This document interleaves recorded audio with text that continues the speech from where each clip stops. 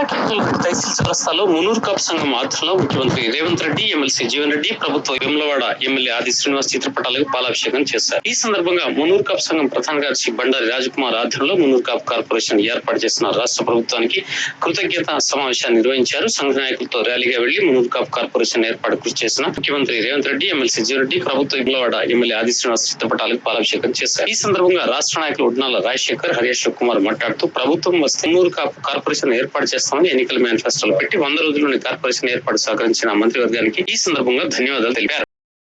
వర్గాల ఆశాజ్యోతి, పేదల పాలిటి పెన్నిది, రైతు పక్షపాతి.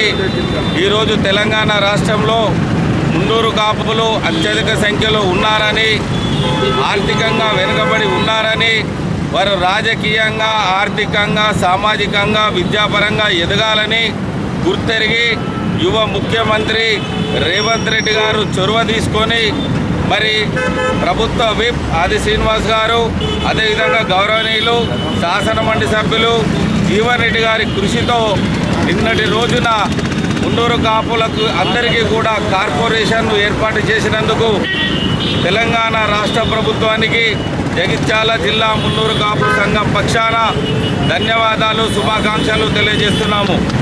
తప్పకుండా ఏదైతే ఈరోజు కాంగ్రెస్ ప్రభుత్వం మున్నూరు కాపుల పక్షాన నిలబడి మున్నూరు కాపుల అభివృద్ధి ధ్యేయంగా కార్పొరేషన్ ఏర్పాటు చేసిన సందర్భంలో ప్రభుత్వానికి వెన్నుదండిగా ఉండి వారు చేపట్టేటువంటి ప్రతి స్కీమును సక్సెస్ చేసే విధంగా ప్రయత్నం చేస్తామని తెలియజేసుకుంటూ మరి కార్పొరేషన్ ఏర్పాటు కృషి చేసినటువంటి గౌరవ ఎమ్మెల్సీ జీవన్ రెడ్డి గారికి, బీసీ శాఖ మంత్రులు పొన్నం ప్రభాకర్ గారికి, ప్రభుత్వ విప్ ఆది శ్రీనివాస్ గారికి, మా రాష్ట్ర అధ్యక్షులు కొండ దేవయ్య గారికి పేరు పేరున ధన్యవాదాలు తెలియజేస్తున్నాము. మున్నూరు కాపుల ఐక్యత.